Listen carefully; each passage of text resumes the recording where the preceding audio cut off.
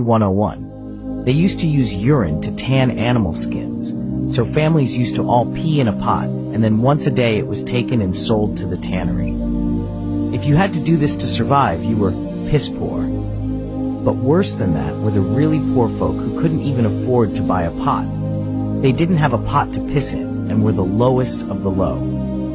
The next time you are washing your hands and complain because the water temperature isn't just how you like it, think about how things used to be. Here are some facts about the 1500s. Most people got married in June because they took their yearly bath in May, and they still smelled pretty good by June. Since they were starting to smell, however, brides carried a bouquet of flowers to hide the body odor, hence the custom today of carrying a bouquet when getting married.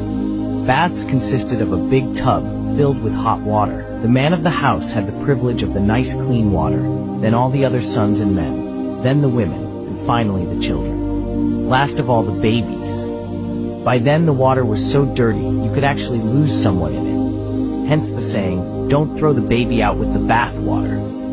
Houses had thatched roofs, thick straw piled high, with no wood underneath. It was the only place for animals to get warm, so all the cats and other small animals, mice, bugs, lived in the roof. When it rained, it became slippery, and sometimes the animals would slip and fall off the roof, resulting in the idiom, "It's raining cats and dogs." There was nothing to stop things from falling into the house. This posed a real problem in the bedroom, where bugs and other droppings could mess up your nice clean bed. Therefore, a bed with big posts and a sheet hung over the top afforded some protection. That's how canopy beds came into existence. The floor was dirt.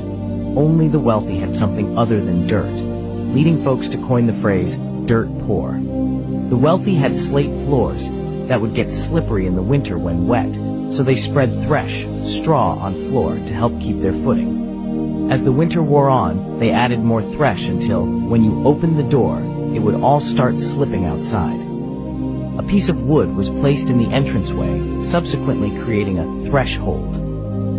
In those old days, they cooked in the kitchen with a big kettle that always hung over the fire. Every day, they lit the fire and added things to the pot. They ate mostly vegetables and did not get much meat. They would eat the stew for dinner, leaving leftovers in the pot to get cold overnight, and then start over the next day.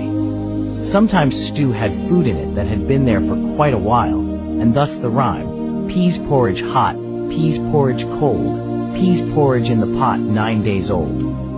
Sometimes they could obtain pork, which made them feel quite special. When visitors came over, they would hang up their bacon to show off. It was a sign of wealth that a man could bring home the bacon. They would cut off a little to share with guests, and would all sit around and chew the fat. Those with money had plates made of pewter. Food with high acid content caused some of the lead to leach onto the food, causing lead poisoning death.